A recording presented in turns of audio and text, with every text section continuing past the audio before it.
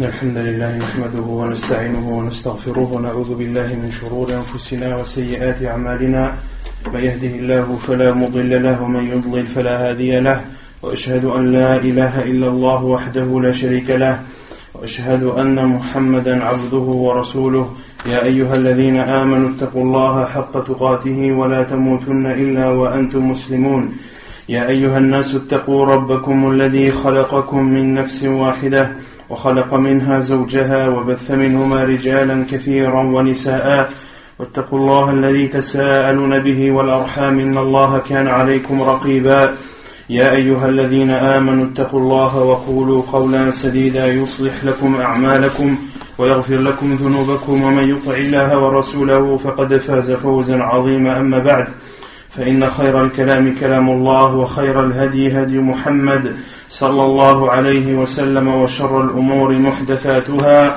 وكل محدثة بدعة وكل بدعة ضلالة وكل ضلالة في النار أما بعد. Donc nous continuons l'explication du livre Al-Wajiz fi fiqh sunnati wal kitab al-aziz, l'essentiel dans la compréhension du Coran et de la sunna du prophète sallallahu alayhi wa sallam, de son auteur Abdul Azim ibn Badawi al-Khilafi. Donc toujours dans le livre du mariage, on avait traité lors du dernier cours du chapitre de Al-Zihar. Que signifie Al-Zihar? Ça vient de quel mot en arabe? Naam? Ahsan, ça vient du mot Al-Zahru qui veut dire le dos. Que signifie Al-Zihar en islam? Naam. Tu es comme le dos de ma mère. Naam, c'est de dire à son épouse, tu es pour moi comme le dos de ma mère. Tu es pour moi comme le dos de ma mère. Donc il y a une divergence des savants à ce sujet. Certains disent que c'est propre à la mère, que le zihar est pris en compte à partir du moment où tu dis à ta femme qu'elle est pour toi comme le dos, ou que tu compares ta femme au dos de ta mère. Et d'autres savants, la plupart, disent que al-zihar est plus vaste que la mère, et à partir du moment où l'homme compare sa femme au dos d'une femme qui lui est interdite de façon continuelle, comme de dire à sa femme, tu es pour moi, ou je te compare au dos de ma tante maternelle, ou au dos de ma tante paternelle, ou au dos de ma sœur, ou au dos de ma grand-mère, etc., etc. Les femmes qui sont pour l'homme des femmes interdites au mariage à jamais. Et donc, celui qui fait al-zihar sur son épouse, qui la compare au dos de sa mère ou autre, parmi les femmes interdites au mariage de façon continuelle, quelles en sont les conséquences? Non? Sa femme lui devient interdite. Il n'a pas le droit d'avoir des rapports avec elle jusqu'à ce qu'il fasse l'expiation de zihar. Et quelle est l'expiation de zihar? Premièrement, d'affranchir un esclave. Et si la personne n'a pas la possibilité, alors de jeûner 2 mois consécutifs. Et si la personne n'en a pas la possibilité, alors de nourrir 60 pauvres. Et on avait cité les hadiths à ce sujet. Le hadith de Khuwaila bint Malik, lorsque son mari Aus ibn al-Samit radiyallahu anhu a fait al-zihar sur elle, et elle est partie se plaindre au prophète sallallahu alayhi wa sallam, et c'est là où le prophète sallallahu alayhi wa sallam lui a dit alors à Aus ibn al-Samit d'affranchir un esclave, et sa femme lui a dit qu'il n'avait pas d'esclave en sa possession, alors qu'il jeûne 2 mois consécutifs, et elle lui a répondu que c'était une personne âgée qui n'en avait pas la possibilité, et ensuite le professeur Hassan lui dit alors qu'il nourrit 60 pauvres, et elle a répondu au prophète sallallahu alayhi wa sallam qu'il n'avait rien dans sa possession, qu'il pouvait donner en aumône, et des dates lui sont parvenues qui n'étaient pas suffisantes pour nourrir 60 pauvres, et c'est elle-même, radiyallahu anha, qui a ajouté les dates en plus afin qu'il puisse nourrir les 60 pauvres et ainsi expier son dhihar. Taïb. Et celui qui compare sa femme au dos de sa mère pendant une durée déterminée, de un mois, une semaine, etc., etc. Quel est le jugement de cela? C'est comme s'il avait juré en fait. Non, celui qui fait le dhihar, celui qui dit à sa femme, je te compare au dos de ma mère pour une durée de 1 mois. Si il patiente 1 mois et n'a pas de rapport avec son épouse, est-ce qu'il a une expiation à faire? Il n'a pas d'expiation à faire. Par contre, s'il a un rapport avec son épouse durant cette durée, alors il doit faire l'expiation de dhihar. Et on avait cité le hadith de Salama ibn Sakhr al-Bayadi radiyallahu anhu, qui était un homme qui était beaucoup attiré, ou qui avait beaucoup de désirs charnels, et lors du Ramadan, il a fait al-dhihar pour se forcer à ne pas, ou pour s'interdire sa femme durant le mois de Ramadan, pour ne pas tomber dans le péché d'avoir des rapports avec son épouse durant le mois du Ramadan. Il a donc comparé sa femme au dos de sa mère afin de se forcer et de mettre un obstacle. Mais il n'a pas résisté et a eu des rapports avec son épouse pendant le mois du Ramadan, et il est parti voir le prophète sallallahu alayhi wa sallam, et le prophète sallallahu alayhi wa sallam lui a dit d'affranchir un esclave, et il lui a répondu qu'il n'en avait pas. Puis le prophète sallallahu alayhi wa sallam lui a dit de nourrir 60 pauvres, ou plutôt de jeûner 2 mois consécutifs, et il a répondu au prophète sallallahu alayhi wa sallam que ce n'était que le jeûne qui l'avait mis dans cette situation. Et le prophète sallallahu alayhi wa sallam lui a dit alors de jeûner 2 mois consécutifs. Et il a juré par Allah qu'il n'avait même pas de quoi dîner ce jour-là. Et le prophète sallallahu alayhi wa sallam lui a dit alors d'aller chez des gens de Médine, des habitants de Médine, afin qu'ils lui donnent de quoi donner en aumône aux pauvres et expier par cela son dhihar. Taïb. Et le dhihar, quel est son jugement en islam? Il est interdit, car Allah subhanahu wa ta'ala a décrit al-dhihar comme étant une parole blâmable et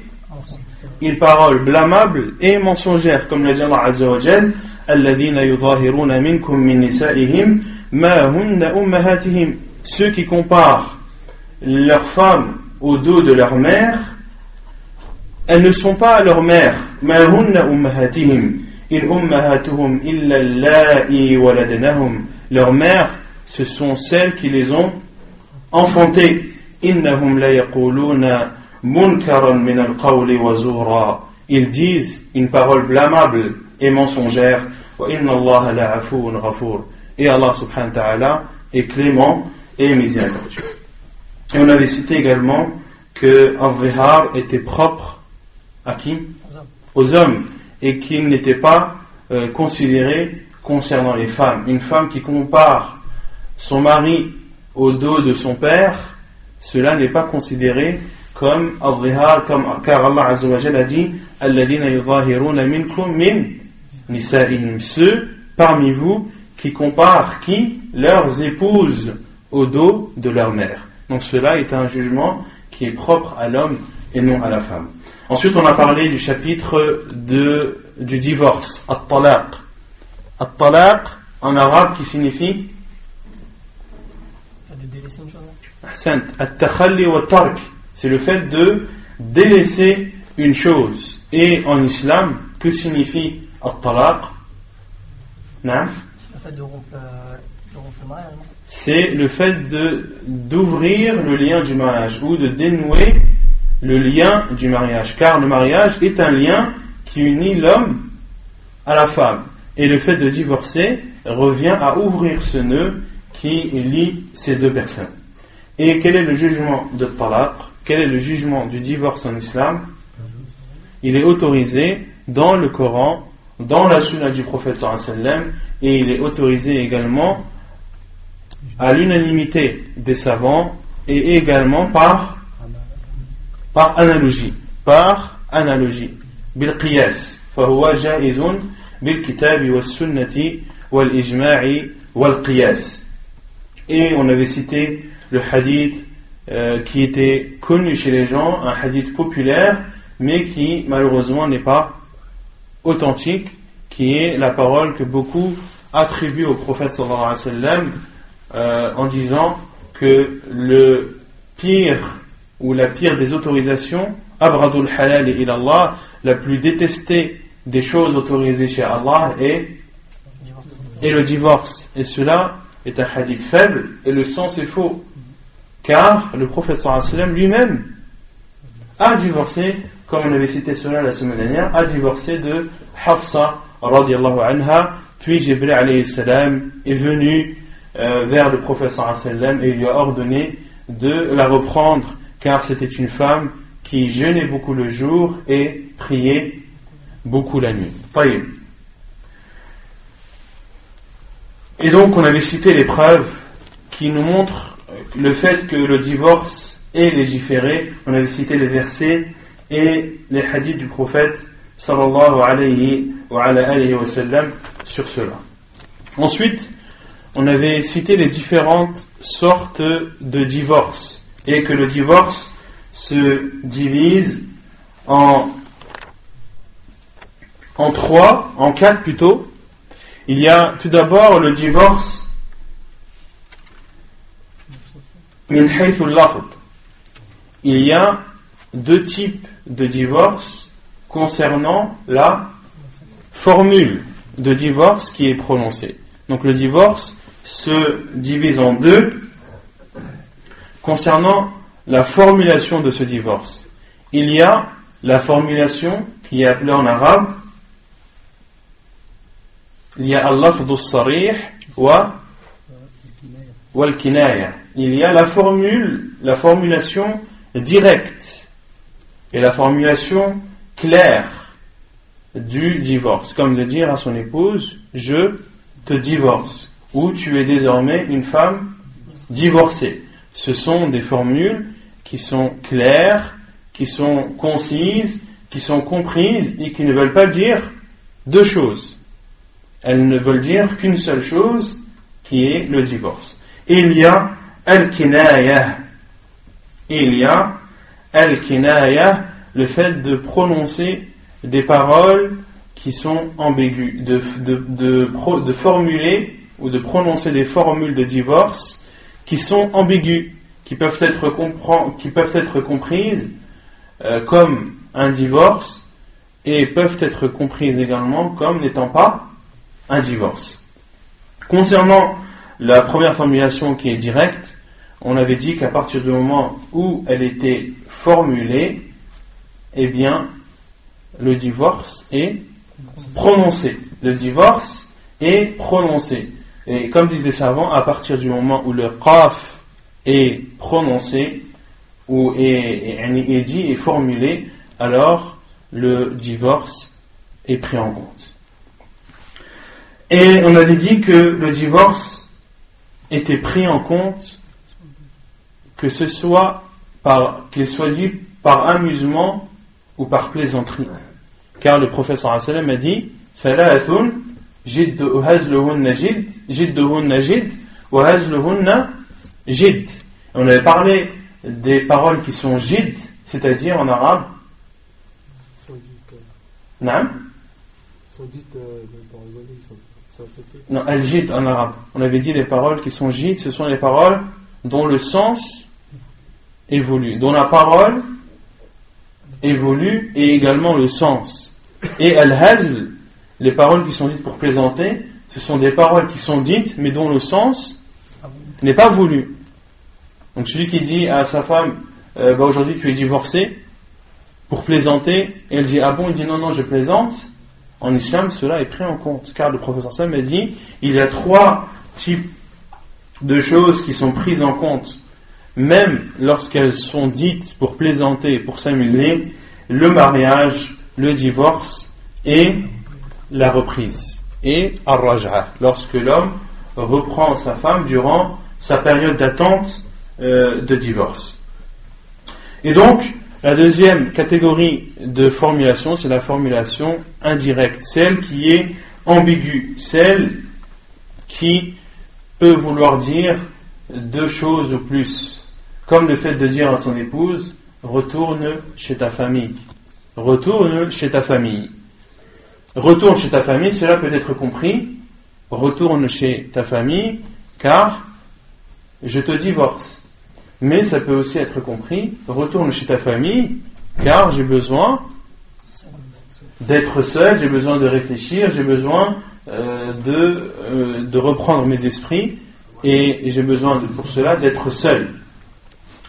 Et on avait cité deux hadiths à ce sujet. Le premier, deux hadiths où la formule « retourne chez tes parents » a été utilisée, et dans un hadith elle voulait dire le divorce, et dans l'autre elle voulait dire le simple fait de rentrer chez elle un certain temps.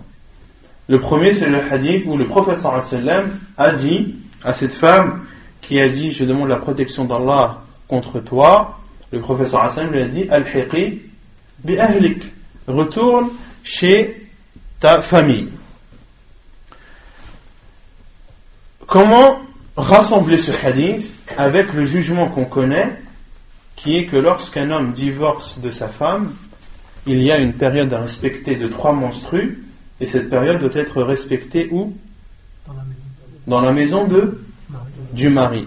Or ici, le prophète sallallahu alayhi wa sallam a dit à cette femme « ilhaqi bi ahlik » retourne chez ta famille en la divorçant. Ahsant. Car le mariage n'a pas été consommé. Et lorsqu'un homme divorce d'une femme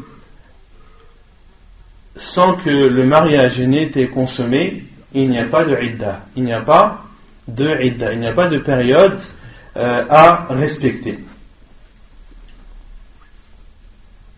Comme Allah subhanahu wa ta'ala dit, Ya ayyuhalladhina amanu, idha nakahtumul mu'minati, Ya ayyuhalladhina amanu, إذا نكحتم المؤمنات ثم طلقتموهن من قبل أن تمسوهن فما لكم من عدة تعتدونها. Ô vous les croyants, lorsque vous vous mariez avec des croyantes, puis que vous divorcez d'elles avant de les avoir touchées, c'est-à-dire avant d'avoir consommé le mariage, فما لكم من عدة تعتدونها. Vous n'avez pas de idda à respecter. Vous n'avez pas de durée d'attente à respecter. Pourquoi ? Car le mariage n'a pas été consommé. Et ensuite, il y a le second hadith, le hadith de Ka'b ibn Malik, radiyallahu anhu, lorsque le prophète sallallahu alayhi wa sallam l'a ignoré, lui et ses 2 compagnons, qui n'étaient pas venus ou qui n'avaient pas assisté à la bataille de Tabouk. Et le prophète sallallahu alayhi wa sallam a envoyé un homme afin de lui dire de s'abstenir de sa femme. Et il a demandé, est-ce que je dois m'en séparer ou dois-je la divorcer? Et le prophète sallallahu alayhi wa sallam a dit non, de t'en séparer. Puis il a dit à sa femme, Ka'b ibn Malik a dit à son épouse, ilhaqi bi ahlik. Il lui a dit, va, retourne chez ta famille. Est-ce qu'il voulait la divorcer? Non, il voulait seulement se séparer d'elle temporairement à la demande du prophète sallallahu alayhi wa sallam. Donc le divorce se divise en 2 concernant la formulation de divorce. Mais il y a aussi le divorce, il y a 2 sortes de divorce quant à sa nature. Ça peut être un divorce qui soit direct, prononcé directement, ou bien un divorce sous condition. Un divorce sous condition. Donc concernant le premier cas, lorsque la prononciation du divorce a été faite par une formule ambiguë, quand est-ce que le mariage est prononcé? Lorsque l'intention était là. Celui qui dit à sa femme « retourne chez ta mère » pour se séparer d'elle temporairement le temps de reprendre ses esprits, cela n'est pas considéré comme un divorce. Mais s'il dit à sa femme retourne chez ta famille en ayant l'intention de le divorcer, alors le divorce est prononcé. Donc le deuxième cas, les deux types de divorce qui diffèrent par rapport à la nature du divorce, qui est soit direct, soit indirect, soit prononcé directement. Dans ce cas, il est pris en compte de suite, ou bien alors un divorce sous condition, comme le fait de dire à son épouse, si tu retournes chez un tel, alors tu es une femme divorcée. Et concernant ce deuxième cas, là aussi l'intention est importante. Si l'homme dit cela à sa femme en ayant véritablement l'intention de la divorcer, alors si sa femme retourne chez cette personne, le divorce est prononcé. Mais s'il dit cela à son épouse afin de lui faire peur, de la dissuader, de la mettre en garde, etc., mais en aucun cas d'avoir l'intention de la divorcer, dans ce cas, le divorce n'est pas pris en compte. Mais si la femme se rend chez cette personne, alors l'homme doit faire l'expiation du juron. Doit faire l'expiation du juron.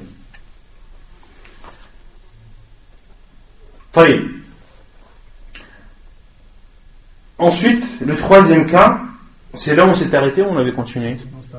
On s'est arrêté là. ثالثا من حيث السنة والبدعة ينقسم الطلاق من حيث السنة والبدعة إلى طلاق سني وطلاق بدعي. فطلاق السنة أن يطلق الرجل امرأته التي دخل بها طلقة واحدة في طهر لم يجامعها فيه.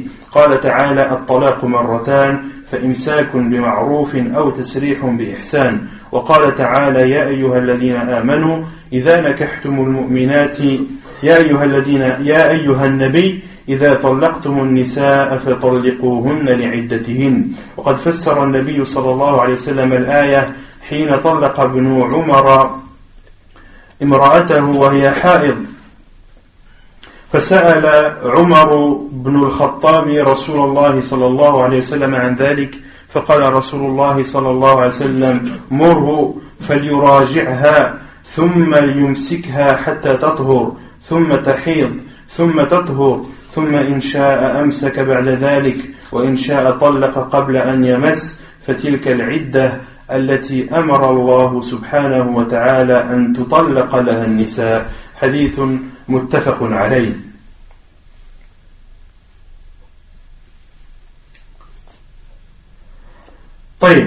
Donc le divorce se divise aussi en deux. Il y a le divorce innovatoire, il y a le divorce conforme à la sunna du prophète sallallahu alayhi wa sallam. Il y a le divorce conforme à la sunna du prophète sallallahu alayhi wa sallam, il y a le divorce innové qui comporte des innovations. Quant au divorce conforme à la sunna du prophète sallallahu alayhi wa sallam, c'est lorsqu'un homme divorce de sa femme lorsqu'il a consommé le mariage, talqatan wahida, un seul divorce, dans une période où sa femme est pure, c'est-à-dire qu'elle n'est pas en état de menstru, et dans cette période de pureté de la femme, l'homme n'a pas eu de rapport avec son épouse. Donc, ici l'auteur dit, c'est le fait qu'un homme divorce d'une femme avec qui il a consommé le mariage. Et il divorce une fois. Qu'est-ce que ça veut dire, il divorce une fois? Non. C'est-à-dire, il prononce la formule de divorce juste une fois, il dit je divorce. Il prononce la formule de divorce une seule fois. في طهر لم يجامعها فيه, dans une période où la femme est pure et dans laquelle il n'a pas eu de rapport avec elle. Allah subhanahu wa ta'ala a dit, le divorce réconciliable est au nombre de deux, فإمساك بمعروف أو تسريح بإحسان. et après ces 2 divorces réconciliables, c'est soit la reprise dans le bien, ou bien alors la libération de la femme dans le bien. Aw tasrihun bi ihsan. Et Allah subhanahu wa ta'ala a dit: Ya ayyuhalladhina ya ayyuhan nabi idha talaqtumun nisaa fatalliquhunna li'iddatihin. Ô prophète, lorsque vous divorcez des femmes, divorcez avec elles dans leur période. Dans leur période. Li'iddatihin. Et le prophète sallallahu alayhi wa sallam a expliqué ce verset d'Allah azza wa jal, a expliqué la parole d'Allah azza wa jal lorsqu'il dit dans leur période. Que signifie lorsque vous divorcez des femmes, divorcez d'elles pendant leur période, c'est-à-dire dans une période de pureté dans laquelle vous n'avez pas eu de rapport avec elles.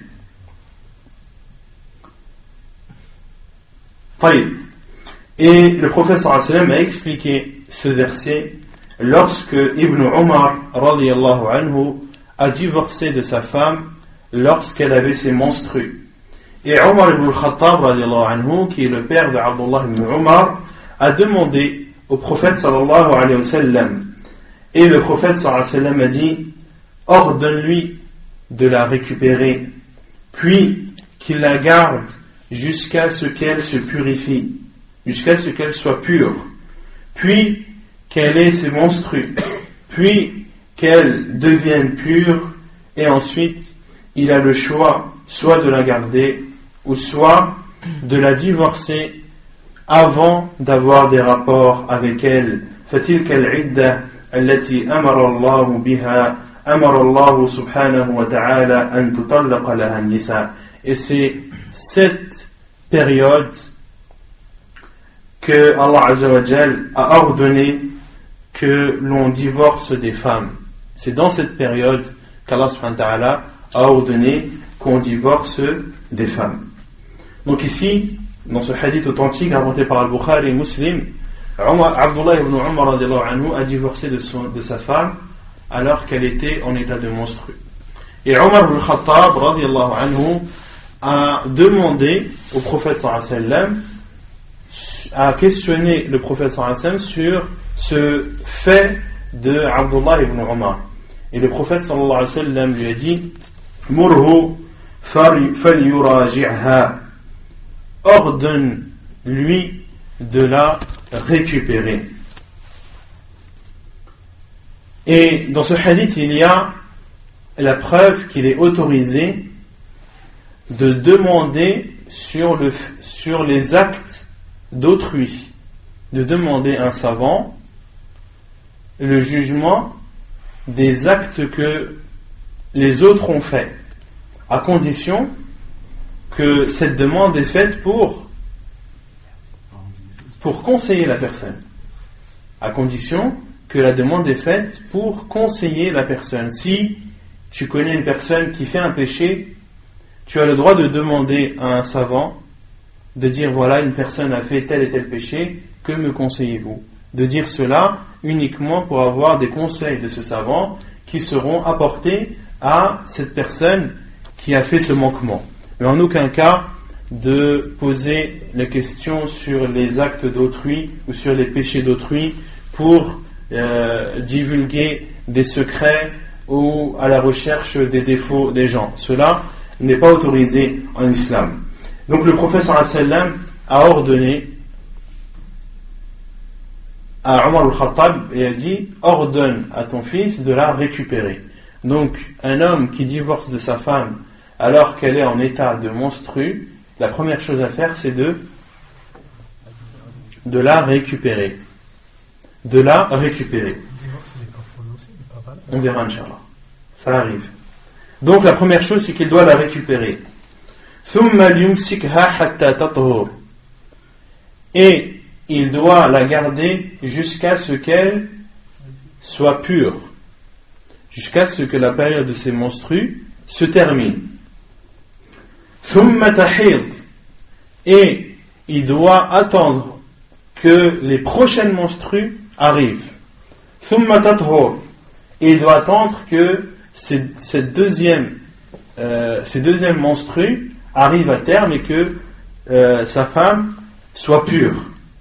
ثم إن شاء أمسك, puis s'il veut garder sa femme, il la garde. وإن شاء طلق قبل أن يمس, et si il veut divorcer, alors il doit le faire avant d'avoir des rapports avec elle. Car s'il a des rapports avec elle, il aura divorcé d'elle pendant une période où elle sera pure, mais dans laquelle il aura eu des rapports avec elle. Donc s'il veut divorcer, il doit le faire avant d'avoir des rapports avec elle. فَتِلْكَ الْعِدَّةِ الَّتِي أَمَرَ اللَّهُ بِهَا التي أمر الله أن تطلق لها النساء. Et c'est cette période qu'Allah Azza wa Jal, et c'est dans cette période qu'Allah Azza wa Jal a ordonné aux hommes de divorcer de leurs femmes si divorce ils désirent. Donc dans ce hadith, il y a tout d'abord, comme on a dit, l'autorisation à quelqu'un de demander sur les actes d'autrui. Il y a aussi l'autorisation de léguer quelqu'un pour transmettre un jugement juridique, comme l'a fait le prophète sallallahu alayhi wa sallam lorsqu'il a dit à Umar al-Khattab, ordonne-lui à qui? À Ibn Umar, ordonne-lui de la récupérer. Et il y a dans ce hadith l'interdiction aux hommes de divorcer de leurs femmes lorsqu'elles ont leur menstru. Et il y a également dans ce hadith la preuve que la sunna du prophète sallallahu alayhi wa sallam vient expliquer le Coran. Car dans ce hadith, le prophète sallallahu alayhi wa sallam a expliqué la parole d'Allah azza wa jal, فَطَلِّقُوهُنَّ لِعِدَّتِهِنَّ, divorcer d'elles pendant leur période. طيب وأما الطلاق البدعي فهو الطلاق المخالف للمشروع كأن يطلقها وهي حائض أو في طهر جامعها فيه أو أن يجمع الطلقات الثلاث بلفظ واحد أو في مجلس واحد كأن يقول أنت طالق ثلاثا أو أنت طالق أنت طالق أنت طالق وهذا الطلاق حرام وفاعله آثم. Et quant au divorce innové, le divorce innovatoire, celui qui comporte des innovations, et les innovations en islam sont toutes des égarements. Comme l'a dit le prophète sallallahu alayhi wa sallam, wa kullu bid'atin dalalah, et toute innovation est égarement, wa kullu dalalatin fin nar, et tout égarement est au feu. Donc le divorce innové, c'est le divorce qui comporte des contradictions avec la législation musulmane, comme le fait de divorcer de sa femme lorsqu'elle a ses menstrues, ou bien de divorcer avec elle lorsqu'elle est pure, mais dans une période de pureté dans laquelle il a eu des rapports avec elle, ou bien de rassembler ou de la divorcer 3 fois en prononçant une seule parole, ou bien de le dire dans une même assise, comme de dire je te divorce 3 fois. Là, il a divorcé de sa femme, il a prononcé 3 divorces en une seule parole, en disant je te divorce 3 fois, ou bien de dire à son épouse je te divorce, je te divorce, je te divorce, ou bien tu es divorcé, tu es divorcé, tu es divorcé. Cela est interdit en islam. Ce type de divorce est interdit en islam et il fait partie des divorces innovatoires qui comportent des innovations égarées. Et ce genre ou ce type de divorce est interdit en islam, et celui qui prononce, c'est-à-dire l'homme qui prononce ce genre de divorce, a commis un péché et encourt un châtiment, wal-'iyadhu billah. فإن كان طلقها وهي حائض فقد وقع الطلقة، وإن كانت رجعية أمر بمراجعتها ثم يمسكها حتى تطهر ثم تحيض ثم تطهر ثم إن شاء أمسك بعد ذلك وإن شاء طلق قبل أن يمسها كما أمر النبي صلى الله عليه وسلم ابن عمر. Et celui qui divorce de son épouse alors qu'elle est en état de menstru, فقد وقع الطلقة, le divorce est prononcé. Cela est comptabilisé comme un divorce. Et si c'est un divorce où il y a un retour possible, c'est-à-dire le premier ou le second divorce, ce sont les deux divorces dans lesquels l'homme a la possibilité de récupérer sa femme quand il le désire, à tout moment, durant la période de Idda, durant la période des 3 menstrues. Mais une fois la période des 3 menstrues écoulée, alors pour récupérer sa femme, il doit se remarier, refaire un acte de mariage nouveau, de redonner une dot, et la femme doit donner son accord, de même que son tuteur. Ah ouais, n'est-ce pas avant ça, de se marier avec une autre personne, divorcer, non? Non, c'est s'il a divorcé d'elle 3 fois. S'il a divorcé d'elle 3 fois. Mais s'il a divorcé d'elle une fois ou 2, et que la période a été écoulée, il a la possibilité de se marier avec elle, mais en faisant un nouvel acte de mariage avec toutes les conditions qui y sont attachées. Non. Obligé de faire la walima. Donc, si c'est un mariage dans lequel il y a une possibilité de retour, l'homme doit récupérer sa femme et doit la garder jusqu'à, comme on a dit, jusqu'à ce qu'elle se purifie, car il a divorcé d'elle en ayant ses menstrues. Donc, il doit attendre qu'elle devienne pure, puis que les prochaines menstrues arrivent, et il doit attendre ensuite qu'elle soit pure une seconde fois, et là, il a le choix soit de la garder, ou soit de la divorcer avant d'avoir des rapports avec elle. كما أمر النبي صلى الله عليه وسلم ابن عمر. Et s'il la divorce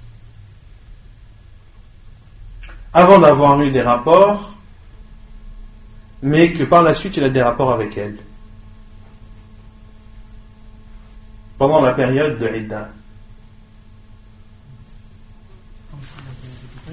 Non, le fait d'avoir des rapports avec son épouse pendant la période de Idda, cela est considéré comme une raja'a, comme une reprise, car on avait dit que la reprise était de 2 sortes, soit verbale, en disant à sa femme je te reprends, ou bien par l'acte qui est le fait d'avoir des rapports avec elle. Non. Il n'a pas commis de péché ici. Non, il n'a pas commis de péché puisque c'est sa femme. On avait dit que la femme qui est en période de Idda reste sa femme. Non. تفضل أخي. عليكم السلام. طيب وأما الدليل على وقوعها فما رواه البخاري عن سعيد بن جبير عن ابن عمر قال حسبت علي بتطليقه. Et la preuve que le divorce est comptabilisé, c'est ce qui a été rapporté par Al-Bukhari, selon Saïd ibn Jubayr, selon Abdullah ibn Umar, qui a dit Husibat alayya bitatliqa. Elle m'a été comptabilisée comme un divorce. قال الحافظ في الفتح إن النبي صلى الله عليه وسلم هو الآمر بالمراجعة وهو المرشد لابن عمر فيما يفعل إذا أراد طلاقها بعد ذلك. وإذا أخبر ابن عمر أن الذي وقع منه حسبت عليه بتطليقه كان احتمال أن يكون الذي حسبها عليه غير النبي صلى الله عليه وسلم بعيدا جدا مع احتفاف القرائن في هذه القصة بذلك. وكيف يتخيل أن ابن عمر يفعل في القصة شيئا برأيه وهو ينقل أن النبي صلى الله عليه وسلم تغيظ من صنيعه كيف لم يشاوره فيما يفعل في القصة المذكورة. Donc Al-Hafidh Ibn al-Hajar al-Asqalani, dans son livre Al-Fath, dans lequel il a expliqué Sahih al-Bukhari, dit que le prophète sallallahu alayhi wa sallam, c'est lui qui a ordonné à Abdullah ibn Umar de reprendre sa femme, et c'est également lui qui lui a montré quoi faire par la suite s'il désirait se divorcer de sa femme. Et Abdullah ibn Umar, c'est lui qui a informé que cela était comptabilisé comme un divorce. Or, Abdullah ibn Umar anhu ne pouvait pas informer quelque chose à son insu.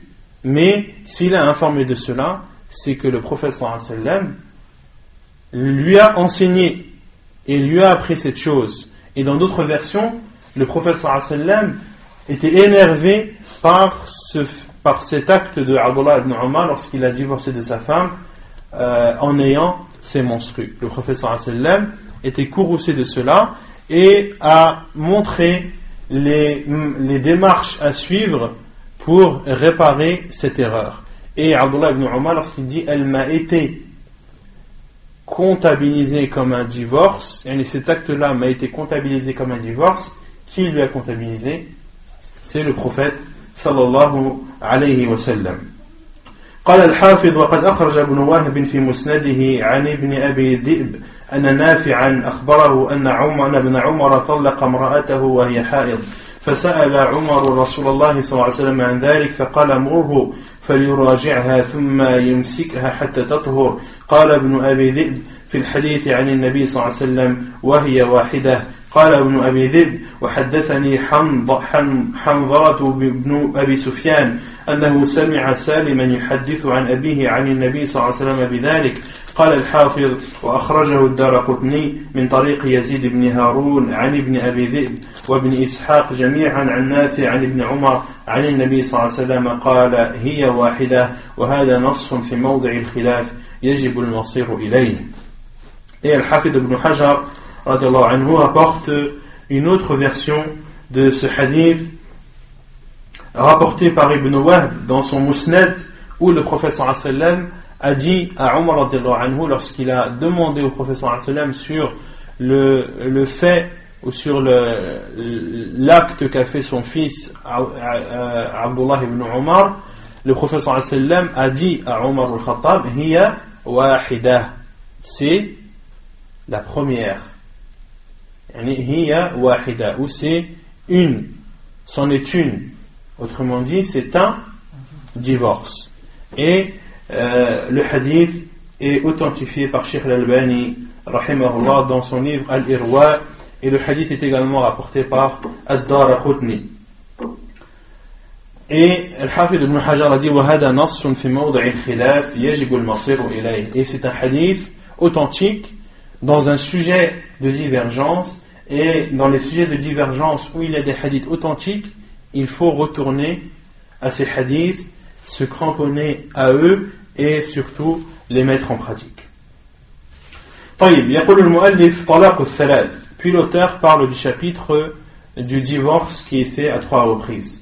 وأما إن طلقها ثلاثا بلفظ واحد أو في مجلس واحد فإنما يقع واحدة لما رواه مسلم عن ابن عباس قال كان الطلاق على عهد رسول الله صلى الله عليه وسلم وأبي بكر وسنتين. Vous avez quoi, وسنين ou وسنتين؟ نعم وسنتين. نعم c'est pas سنين وسنتين. كان الطلاق على عهد رسول الله صلى الله عليه وسلم وأبي بكر وسنتين من خلافة عمر طلاق الثلاث واحدة. فقال عمر بن الخطاب إن الناس قد استعجلوا في أمر قد كانت لهم فيه هبة فلو أمضيناه عليهم فأمضاه عليهم. ورأي عمر هذا اجتهاد منه رضي الله عنه غايته أن يكون سائغا لمصلحة رآها ولا يجوز ترك ما أفتى به رسول الله صلى الله عليه وسلم وكان عليه أصحابه في عهده وعهد خليفته. Donc, le divorce à 3 reprises.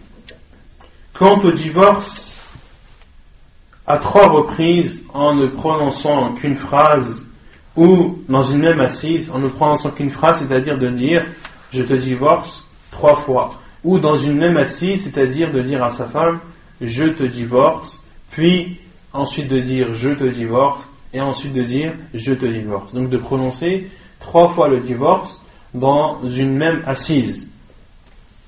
فإنما يقع واحدة. L'avis le plus sûr des savants, c'est que cela est comptabilisé comme un divorce et non 3. La preuve, c'est ce qui est rapporté dans Sahih Muslim, selon Abdullah ibn Abbas, qui dit que le divorce au temps du prophète sallallahu alayhi wa sallam, pendant la période où Abu Bakr radiallahu anhu a été le gouverneur des musulmans, une période qui était de combien? Qui connaît la durée? Non? La période ou la durée qu'a gouverné Abu Bakr radiallahu anhu après la mort du prophète sallallahu alayhi wa sallam. Non, pas dit ça. 2 ans et 1 mois. Abu Bakr radiallahu anhu a été calife 2 ans et 1 mois. Et durant les 2 premières années du calife de Omar ibn al-Khattab radiyallahu anhu. Donc durant toutes ces périodes, talaq al-thalath wahida, le divorce qui était prononcé, les 3 divorces prononcés en une seule phrase ou dans une seule et même assise étaient considérés comme un divorce. كان الطلاق على عهد رسول الله صلى الله عليه وسلم وأبي بكر والسنتين من خلافة عمر طلاق الثلاث واحدة. Et Omar ibn al-Khattab radiyallahu anhu a dit que les gens se précipitaient dans une chose dans laquelle ils espéraient un retour, où ils savaient qu'il y avait un retour. Autrement dit, à l'époque de Omar ibn al-Khattab, après ces 2 premières années où le divorce à 3 reprises en une seule parole ou dans une seule et même assise était considéré comme un seul divorce, à l'époque de Omar al-Khattab, les hommes se précipitaient et disaient souvent à leur femme: je te divorce 3 fois, ou je te divorce et je te divorce, car ils savaient que cela était considéré comme un seul divorce, et donc c'est pour cela qu'ils se laissaient aller et se précipitaient à dire ce genre de phrase. Et Omar al-Khattab, en voyant l'ampleur de cela et le fait que les gens ont minimisé ce fait de divorcer en prononçant de telles paroles, en faisant un divorce qui est innové et interdit en islam, Omar al-Khattab a dit: فَلَوْ أَمْضَيْنَاهُ عَلَيْهِمْ. Et si nous leur imposions cela, c'est-à-dire si nous leur imposions que lorsqu'ils prononcent ce genre de divorce, qu'ils soient comptabilisés comme étant 3 divorces. فَأَمْضَاهُ عَلَيْهِمْ. Il a alors imposé aux hommes. Donc Omar al-Khattab durant les 2 premières années de son règne, les divorces à 3 reprises en une seule parole ou dans une seule et même assise étaient considérés comme un seul divorce, mais par la suite Abdullah ibn Umar a considéré cela comme 3 divorces. Et est-ce que l'on dit que c'est une erreur de Abdullah ibn Umar, de Omar al-Khattab radiallahu anhu? Non, ce n'est en aucun cas une erreur de Omar al-Khattab radiallahu anhu, car il a jugé selon la situation qui était présente à son époque. Et le juge a le droit d'instaurer des règles pour minimiser des mal ou pour augmenter des biens. Pour minimiser des mal et augmenter des biens. Par exemple, lorsque la zakat ne suffit plus, lorsque les musulmans qui s'acquittent de leur zakat, que ce soit la zakat de l'argent, la zakat des cultures ou la zakat de toutes les bêtes. Vous savez, vous avez oublié les zakat? Des ovins, des ovins, des bovins et des chameaux. Et lorsque toutes les zakats sont acquittées mais qu'elles ne suffisent pas, et qu'il y a une famine qui s'installe, est-ce qu'il est autorisé au gouverneur de demander aux musulmans de donner plus et de leur imposer cela?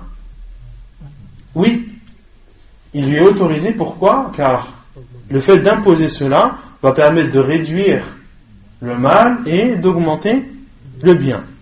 Donc Omar al-Khattab n'a en aucun cas fait un mal dans cela.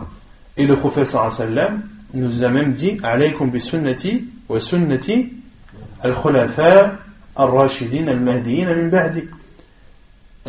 Accrochez-vous ou suivez ma sunna et la sunna des califes bien guidés qui sont Abu Bakr radiyallahu anhu, Omar al-Khattab, Uthman ibn Affan et Ali ibn Abi Talib radiyallahu anhum ajma'in. Donc des choses qu'ils mettent en pratique ou qu'ils instaurent sont des sunnas de leur part et des sunnas que le prophète sallallahu alayhi wa sallam nous a encouragé, voire ordonné de suivre. Donc wa ra'yu Omar, comme le dit l'auteur, et l'avis de Omar est un effort de sa part. Et le but d'avoir instauré cela est pour un bien qu'il a jugé bon et juste d'instaurer. Et il n'est pas autorisé, malgré cette légifération de Omar al-Khattab, il n'est pas autorisé de délaisser ce qui était connu au temps du prophète sallallahu alayhi wa sallam et au temps du calife de Abu Bakr radiyallahu anhu et durant les 2 premières années du calife de Omar ibn al-Khattab radiyallahu anhu. Autrement dit, Omar al-Khattab radiyallahu anhu a considéré les 3 divorces à son époque, car il jugeait que cela était le mieux approprié. Mais cela ne doit pas, ou plutôt on ne doit pas, par ce fait de Omar al-Khattab, délaisser ce qui était connu au temps du prophète sallallahu alayhi wa sallam. Et concernant le jugement du divorce 3 fois en prononçant une seule et même parole ou dans une seule assise, la plupart des savants considèrent que il est comptabilisé comme 3 divorces. La plupart des savants. Comme ça, parmi eux, les 4 imams, l'imam Malik, l'imam Abu Hanifa, l'imam Shafi'i et l'imam Ahmad, les 4 considèrent que lorsqu'un homme dit à sa femme « je te divorce 3 fois » ou « je te divorce, je te divorce, je te divorce », que cela est comptabilisé comme étant 3 divorces. Mais, comme le dit l'auteur, Rajih, l'avis le plus sûr, Allahu a'lam, c'est que cela est considéré comme un divorce. Et c'est l'avis de beaucoup de savants et de compagnons avant, des compagnons du prophète sallallahu alayhi wa sallam, parmi eux Abu Musa al-Ash'ari, Abdullah ibn Abbas, Abdullah ibn Mas'ud, Abdurrahman ibn Auf et également Cheikh al-Islam ibn Taymiyyah rahimahullah, de même que son élève Ibn al-Qayyim al-Jawziyya rahimahumullah jami'an. Et Cheikh al-Islam ibn Taymiyyah a même été persécuté à cause de cette fatwa et on lui a fait du mal, il a même été en prison à cause de cette fatwa lorsqu'il a pris en considération ce hadith d'Abdullah ibn Abbas rapporté dans Sahih Muslim où il est dit que au temps du prophète sallallahu alayhi wa sallam, au temps d'Abu Bakr, les 2 premières années du calife de Omar al-Khattab, le divorce qui était prononcé, les 3 divorces prononcés par une seule parole ou dans une seule et même assise étaient considérés comme un divorce. Et Cheikh al-Islam ibn Taymiyyah rahimahullah était en totale contradiction avec le gouverneur de son époque qui lui jugeait que c'était comptabilisé comme 3 divorces. Et Cheikh al-Islam ibn Taymiyyah a été persécuté, il a été emprisonné pour cela, de même que son élève Ibn al-Qayyim al-Jawziyya rahimahullah, que il a été, on l'a monté sur un chameau et on l'a fait tourner dans la ville pour l'humilier et pour le montrer aux gens en disant voilà, c'est lui qui dit que celui qui divorce 3 fois de sa femme, que cela n'est considéré dans une seule et même assise ou une seule parole, que cela est considéré comme un seul et même divorce.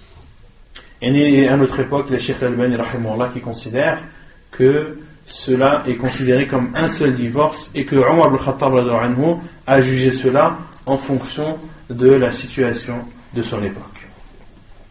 Rabi'an. Et donc le quatrième divorce qui diffère en fonction du retour ou non. Donc il y a un divorce où il y a un retour possible et il y a un divorce où il n'y a pas de retour. رابعا من حيث الرجعة وعدمها الطلاق إما رجعي وإما بائن والبائن إما أن يكون بينونة صغرى أو كبرى. Donc le divorce est soit un divorce avec retour ou soit un divorce sans retour. Et le divorce sans retour, appelé en arabe al-ba'in, se divise en deux. Il y a la petite séparation et la grande séparation. Il y a la petite séparation et la grande séparation. Autrement dit, il y a, si on traduit comme ça, il y a le petit sans retour et le grand sans retour. Le grand sans retour, c'est le retour, c'est le fait qu'un homme puisse récupérer sa femme à condition qu'elle se remarie avec un homme et que le mariage soit consommé et que ce soit un mariage sincère et qu'après que le mariage soit consommé, que le divorce est prononcé, et ce n'est qu'à ce moment que l'homme a le droit de récupérer sa femme. Donc, il y a le divorce avec retour. Le divorce avec retour, c'est lorsqu'un homme divorce de sa femme une fois ou deux fois. Il a le droit de la récupérer, soit pendant sa période de idda, dans ce cas il n'a pas besoin de faire un nouvel acte de mariage, ou soit après la période de idda, dans ce cas il doit faire un nouvel acte de mariage. Ou soit c'est un divorce ba'in, où il y a une séparation claire. Et al-ba'in, on a dit, soit il y a une petite séparation ou une grande séparation. Je préfère le mot séparation que sans retour. Donc soit il y a une petite séparation ou soit une grande séparation. Une petite séparation, c'est par exemple, comme on l'a vu tout à l'heure, lorsqu'un homme divorce de sa femme alors que le mariage n'a pas été consommé. Est-ce qu'il a le droit de la récupérer? Est-ce qu'il a le droit de la récupérer? Non. Donc un homme qui divorce de sa femme avec qui il n'a pas consommé le mariage, il a le droit de la récupérer, mais il doit refaire un nouvel acte de mariage. D'accord? Donc là, c'est une séparation qui est petite. Et il y a la grande séparation, qui est lorsqu'un homme divorce 3 fois de sa femme, et pour la récupérer, elle doit se remarier, un mariage sincère, consommer ce mariage et divorcer. Il y a aussi un autre cas dans lequel il y a une séparation petite. Quelle est-elle? Donc on a dit soit l'homme qui divorce de sa femme avec qui il n'a pas consommé le mariage, ou il y a aussi le deuxième cas qu'on avait vu la semaine dernière, lorsque la femme demande al-khul, lorsque la femme demande la séparation avec son mari, c'est-à-dire qu'elle ne supporte plus son mari et qu'elle ne peut plus vivre avec lui et qu'elle demande à son mari de se séparer d'elle en donnant une compensation à son mari. Elle doit donner une compensation à son mari. Et on avait dit que la idda était d'une menstrue, que la idda était d'une menstrue et que son mari n'avait pas le droit de la récupérer durant cette idda. et que pour pouvoir la récupérer, il faut qu'il se marie avec elle et qu'il y ait un nouvel acte de mariage. Donc vous voyez la différence entre les deux, entre la petite séparation et la grande. La petite séparation, c'est lorsqu'il y a un besoin d'un nouvel acte de mariage. Simple. Et la grande séparation, c'est lorsque la femme doit se remarier, un mariage sincère, consommé, et qu'elle divorce par la suite. الطلاق الرجعي هو الطلاق المدخول بها في غير مقابلة مال ولم يسبقه طلاق أصلا أو كان مسبوقا بتطليقة واحدة. Donc l'auteur ici donne la définition du divorce avec retour. Donc le divorce avec retour, c'est le fait de divorcer d'une femme avec qui le mariage a été consommé sans compensation financière. Car s'il y a une compensation financière, c'est appelé al-khul', c'est appelé une séparation et non un divorce. وَلَمْ يَسْبِقْهُ طَلَاقٌ أَصْلًا. Donc un homme qui divorce d'une femme avec qui il a consommé le mariage sans compensation financière et sans qu'il ne soit précédé d'un divorce ou bien qu'il soit précédé d'un divorce. D'accord ? Vous avez compris ou pas ? Donc c'est un homme qui divorce d'une femme avec qui le mariage a été consommé. Donc là on parle du divorce avec retour. On parle du divorce avec possibilité de retour. Et quand on dit possibilité de retour, c'est-à-dire Petit divorce. C'est-à-dire de retour pendant la période de idda. Quand on parle de retour, on parle de récupération pendant la période de idda. Donc, le divorce dans lequel l'homme a le droit de récupérer sa femme pendant la période de idda, c'est lorsqu'un homme divorce d'une femme avec qui il a consommé le mariage sans compensation financière et qu'il n'a pas été précédé de divorce, ou s'il a été précédé de divorce, alors d'un seul divorce. D'accord ? Et non pas de deux. Car s'il a été précédé de deux divorces, ce sera le troisième. Et le troisième divorce, il n'y a pas de retour possible pendant la idda. Et la idda de la femme doit être faite. Elle doit être faite où ? Lorsqu'un homme divorce de sa femme pour la troisième fois, chez la famille. Car lorsqu'il divorce d'elle pour la troisième fois, ce n'est plus sa femme. Il n'a pas eu possibilité de la récupérer par la suite, après qu'elle soit mariée, comme on l'a dit. Et donc, la idda de la femme doit être observée chez sa famille. Elle doit être observée chez sa famille. Non. La idda, en gros, c'est pour savoir si la femme est enceinte ou pas.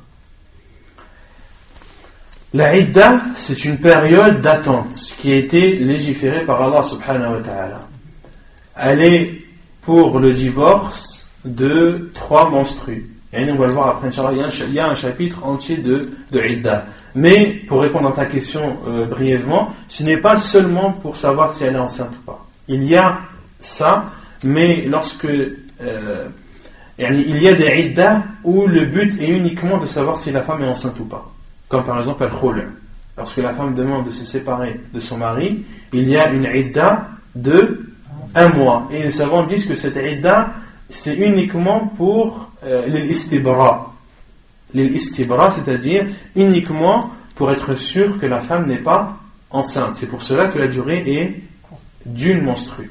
Mais quant aux la durée des 3 menstrues, il y a l'istibra, mais il y a aussi le fait que la femme doit rester pendant ces 3 mois ou ces 3 périodes de menstrues dans la maison de son mari en espérant une réconciliation. Car 3 mois, ce n'est pas facile.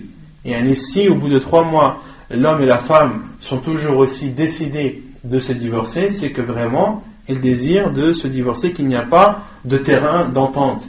Mais de vivre avec une personne avec qui tu es en conflit pendant 3 mois, Et cela va te pousser à essayer de réconcilier, à essayer de trouver un terrain d'entente. Peut-être que dans cette période, l'homme va regretter son divorce ou la femme va regretter, etc. Et c'est une période qui est longue pour permettre une réflexion posée et une durée suffisante pour cela. Ouais. Non. Comme ça, elle est enceinte, elle a le droit de la divorcer. Quand une femme est enceinte, on a le droit de la divorcer. Et tu as le droit de divorcer une femme qui est enceinte. Et la idda pour une femme qui est enceinte, c'est son accouchement. Donc, comme disent les savants, talaqul hamil kulluhu sunni. Talaqul hamil kulluhu sunni. Yani, il n'y a pas de divorce innové concernant une femme enceinte. Car elle n'est pas en état de menstruer. Elle n'est pas en état de menstruer. Donc, une femme qui est enceinte, son mari a le droit de la divorcer et sa période est son accouchement. Sa période est le moment où elle accouche, même si elle accouche 2 jours après ou le soir même. Même si elle accouche 2 jours après ou le soir même. طيب قال الله تعالى الطلاق مرتان فإمساك بمعروف أو تسريح بإحسان. Donc Allah subhanahu wa ta'ala a dit, donc la preuve du divorce avec retour, c'est la parole d'Allah subhanahu wa ta'ala lorsqu'il dit le divorce réconciliable est au nombre de 2. فإمساك بمعروف أو تسريح بإحسان. Soit alors c'est une reprise dans le bien, ou alors c'est un délaissement dans le bien. C'est-à-dire que durant les 2 premiers divorces, tu as le droit, ou tu as la possibilité de récupérer ta femme pendant la période de Idda. وَالْمُطَلَّقَةُ طَلَاقًا رَجْعِيًّا زَوْجَةٌ مَا دَامَتْ فِي عِدَّتِهَا وَلِزَوْجِهَا حَقُّ مُرَاجَعَتِهَا فِي أَيِّ وَقْتٍ شَاءَ ما دامت في العدة ولا يشترط رضاها ولا إذن وليها.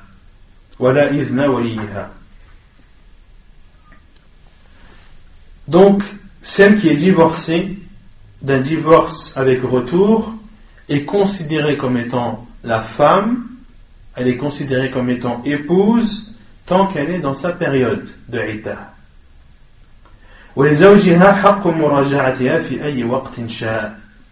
Et son mari a le droit de la récupérer à tout moment, et au moment où il le veut durant cette idda.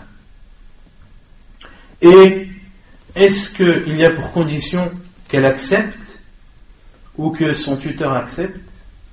Non.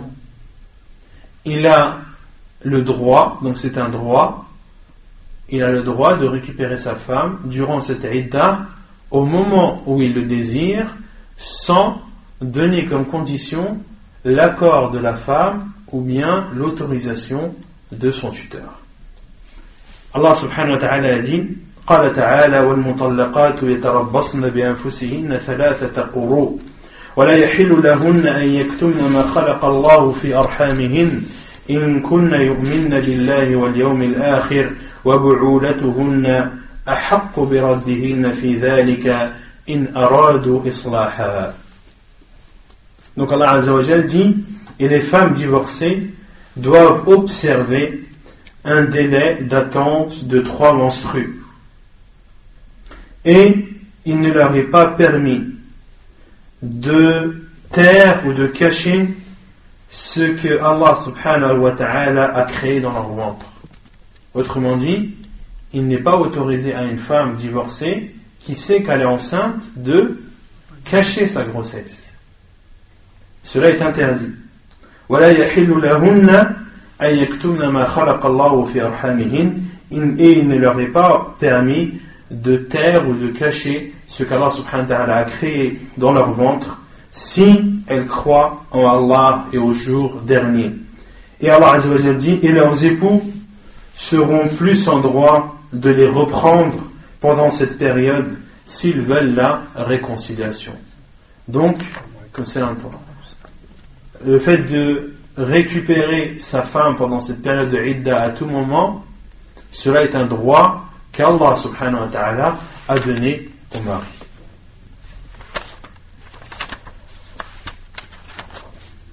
C'est clair ou pas pour ces jugements? C'est clair? ونكتفي بهذا القدر سبحانك اللهم وبحمدك أشهد أن لا إله إلا أنت أستغفرك وأتوب إليك. Donc la semaine prochaine, Inch'Allah, on terminera le livre du mariage en parlant du chapitre du khul et du chapitre de la idda. وسبحانك اللهم وبحمدك أشهد أن لا إله إلا أنت أستغفرك وأتوب إليك.